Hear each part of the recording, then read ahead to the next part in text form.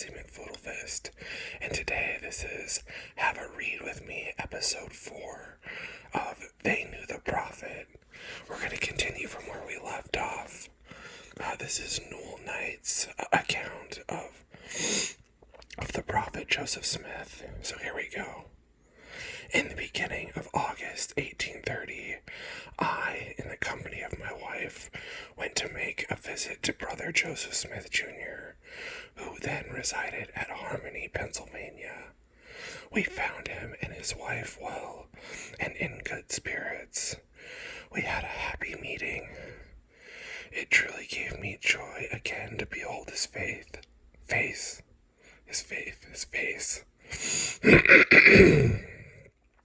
As neither Emma, the wife of Joseph Smith, nor my wife had been confirmed, we concluded to attend to that holy ordinance at this time, and to partake of the sacrament before we should leave for home. In order to prepare for this, Brother Joseph set out to procure some wine for the occasion. When we had gone but only a short distance, when he was met by a heavenly messenger, who informed him that it did not matter what the saints ate and drank when they partook of the sacrament, but that they should not purchase wine or strong drink from their enemies. In obedience to this revelation, we prepared some wine of our own make, and held our meeting,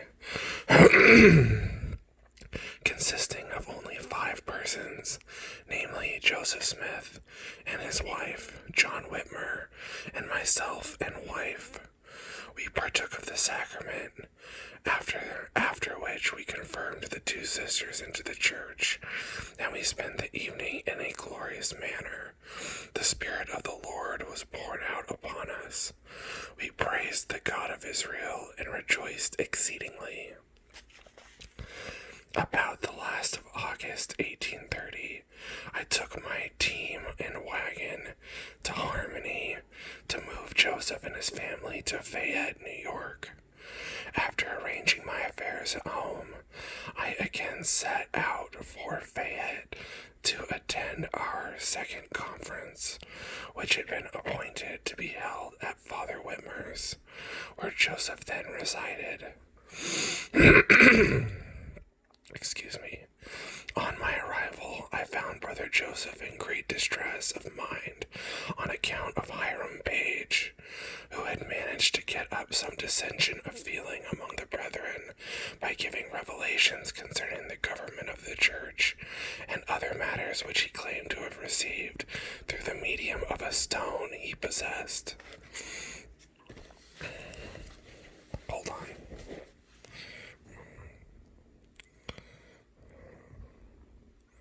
I lost my... Okay, here we go. He had quite a roll of papers full of these revelations, and many in the church were led astray by them. Even Oliver Cowdery and the Whitmer family had given heed to them, although they were in contradiction to the New Testament and the revelations of these last days. Joseph was perplexed and scarcely knew how to meet this new exigency. That night I occupied the same room that he did, and the greater part of the night was spent in prayer and supplication. After much labor with these brethren, they were convinced of their error and confessed the same, renouncing the revelations as not being of God, but acknowledging that Satan had conspired to overthrow their belief in the true plan of salvation. In consequence of these things, Joseph inquired of the Lord before conference commenced, and received a revelation in which the Lord explicitly stated his mind and will concerning the receiving of revelation. During this time, we had much of the power of God manifested manifested among us, and it was wonderful to witness the wisdom that Joseph displayed on this occasion. For truly God gave unto him great wisdom and power, and it seemed to me that none who saw him administer righteousness under such trying circumstances could doubt that the Lord was with him. He had acted not with the wisdom of man, but with the wisdom of God. The Holy Ghost came upon us and filled our hearts with unspeakable joy. Before this memorable conference closed, 3 other revelations, besides the ones that were mentioned, were received from God by our prophet, and we were made to rejoice exceedingly in his goodness. Alright, that's the end of Newell Knight's account of Joseph Smith, and we're moving on now to Addison Everett. This is their story. Sorry, I just smoked a cigarette, which is kind of ironic considering what I'm doing right now. But anyway, here we go. Addison Everett. In a conversation I heard between Joseph and Hiram Smith, Oliver Cowdery was spoken of. Joseph said, "Poor boy." He then said that at Colesville, New York, in 1829, he and Oliver were under arrest on the charge of deceiving people.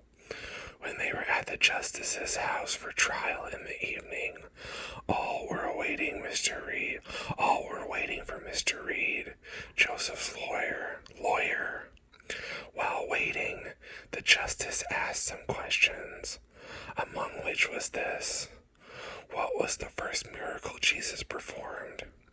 Joseph replied, "He made this world, and what followed we are not told." Mr. Reed came in and said he wanted to speak to his clients in private, and that the law allowed him that privilege, but he believed, he believed. The judge pointed to the door to a room in the back part of the house and told them to step in there.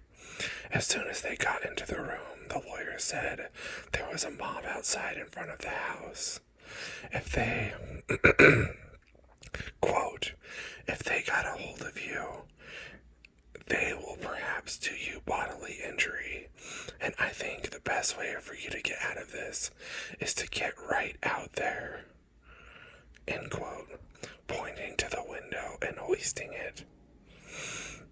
They got into the woods, and going a few rods from the house, it was night, and they traveled through the bush and water and mud, fell over logs, etc., until Oliver was exhausted.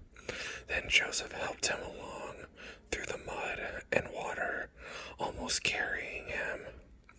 They traveled all night, and just at the break of day, Oliver gave out entirely and exclaimed, "Oh Lord, brother Joseph, how long have we got to endure this thing?" They sat down on a log to rest, and Joseph said that at that very time, Peter, James, and John came to them and ordained them to apostleship. They had 16 or 17 miles to go back to Mr. Hale's, his father-in-law's, but Oliver did not complain any more of fatigue.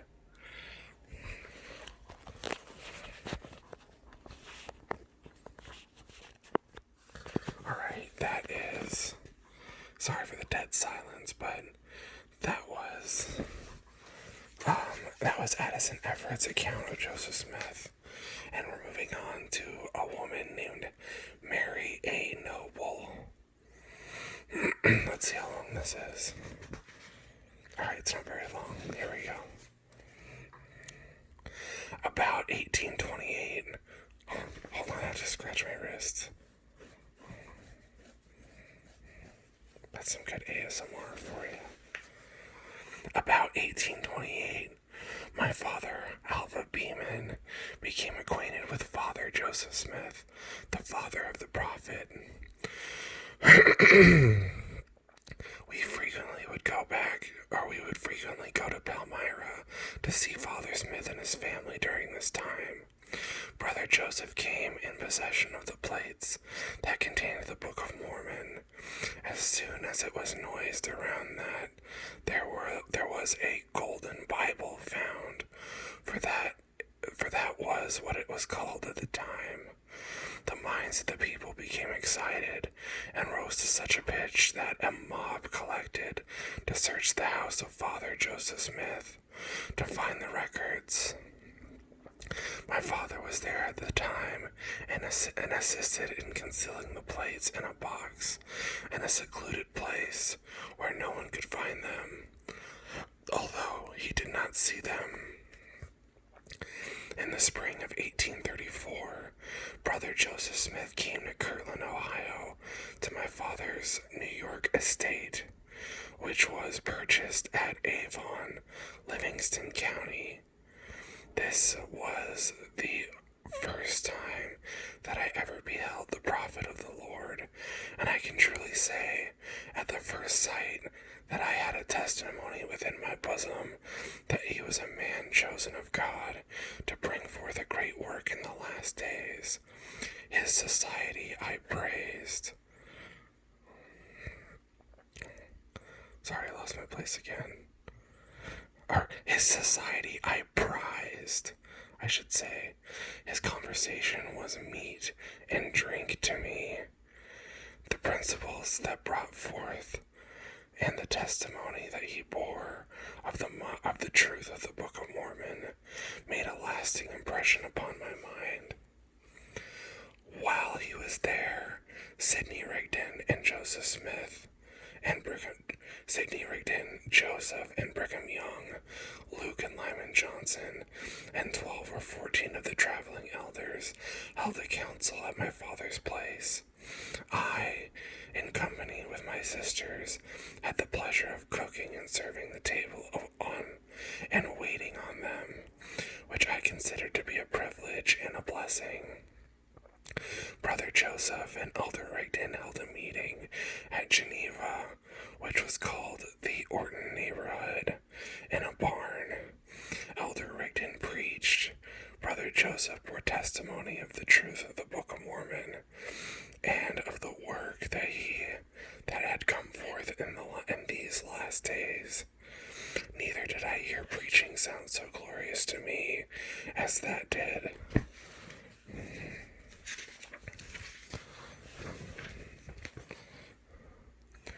I realized it was the truth of heaven, for I had a testimony of it myself.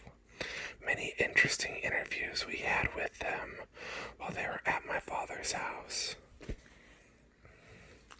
Alright, this is probably going to be the last one. This is Edwin Holden. The first time I saw Joseph Smith was in 1831 in Genesee, New York State, about 25 miles from the famous hill Cumorah. On hearing that two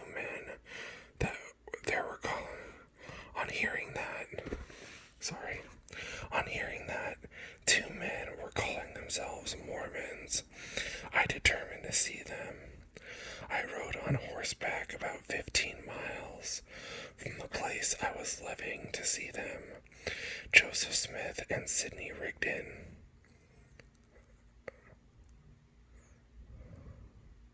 When I got to the place, I learned that they were going to hold a meeting in a barn. It was so crowded that it was with much difficulty I got inside, and by a great effort climbed up one of those beams of the roof. There I could see and hear them distinctly. In 1838, after the church had moved to Missouri, Joseph and some of the young men were playing various outdoor games, among which was a game of ball. By and by, they began to get weary. He saw it, and calling them together, he said, "Let us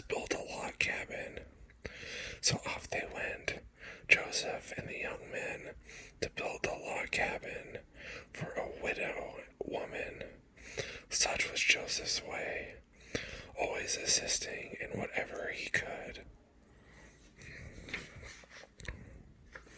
Alright, yeah, the next one is going to be a long one, so we're going to stop there. I don't really have much to say, so